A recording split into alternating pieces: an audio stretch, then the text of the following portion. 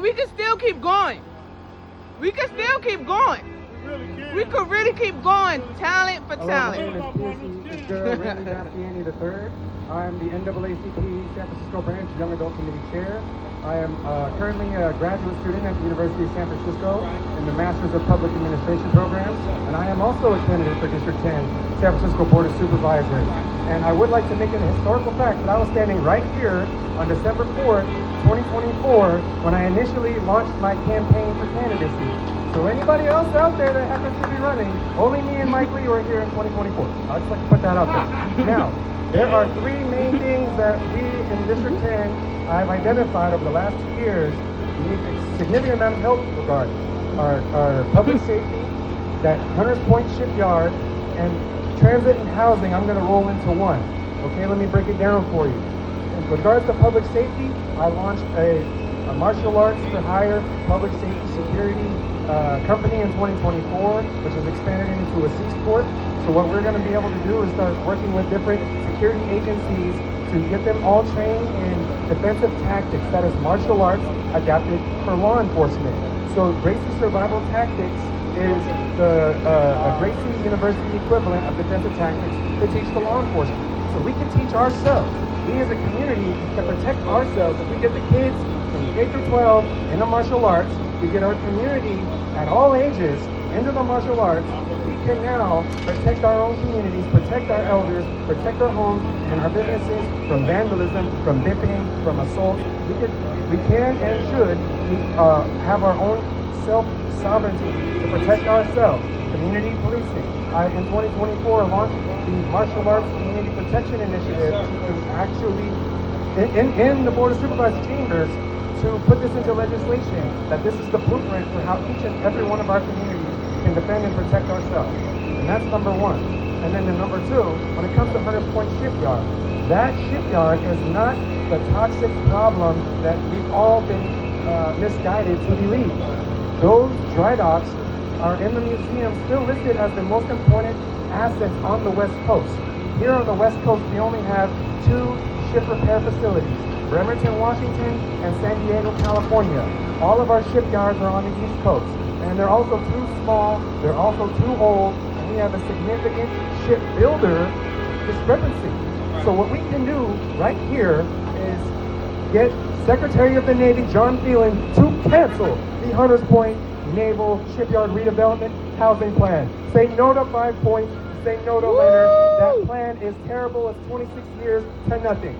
So what we are going to do is start right on over and bring back manufacturing, and bring back shipbuilding, and bring back trade, logistics, jobs for our community. We are bringing back the jobs, but not under the authority of before, how the Navy just took it and left. No, through what's called a Maritime Prosperity Zone. They're trying to do the same new legislation for Mare Island over there in Richmond. A Maritime Prosperity Zone creates tax incentives for companies such as myself. I am a registered bidder and supplier with the City and County of San Francisco. Companies like myself to go into the shipyard, to be able to hire these trade unions to build above grade, no digging, build above grade all of the facilities we need to bring in the hundreds of millions of dollars in either trade revenue, in the manufacturing industry, in clean energy manufacturing, mind you. And we will be able to secure our own housing the way we design it, where it can be modulated and containerized and scalable.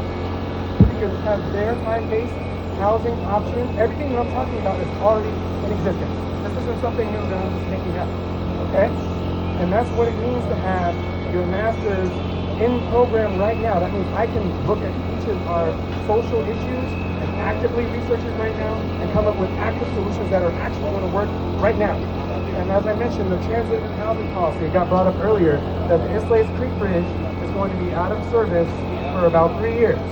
And so I had already actually proposed, and Eris, thank you for putting that out there, to take some of these nice, beautiful, historic streetcars and trolley cars that go through Market Street here all the way on the F line and bring those movies over to the T line. Yeah, absolutely. But what's more, we need a line extension connecting District 10 to District 11 along Geneva Avenue. connect the end of the T-line, Sunnydale, down Geneva, past the Cow Palace, straight up Geneva to the Balboa Park hub. So now, everybody that's living in D11 is connected down Geneva straight to the end of the T-line, and now everybody in District 10 has a connection actually to BART. Now they can BART out of D10 to their jobs, wherever they need to be. The folks in the southeast corner of San Francisco, I am designing a transit policy right now in school that is going to help us build a light rail line on the shoreline of Candlestick Park. We will now be able to connect Indian Basin to Double Rock to the Cal train station at Bayshore, back to the T-line, like I said, and now to BART, to Samtrans. We can connect everybody, and we can design the housing that's scalable so everybody can get housing, so we can end homelessness, and that we can build Wakanda for us at Hunters Point Naval Shipyard.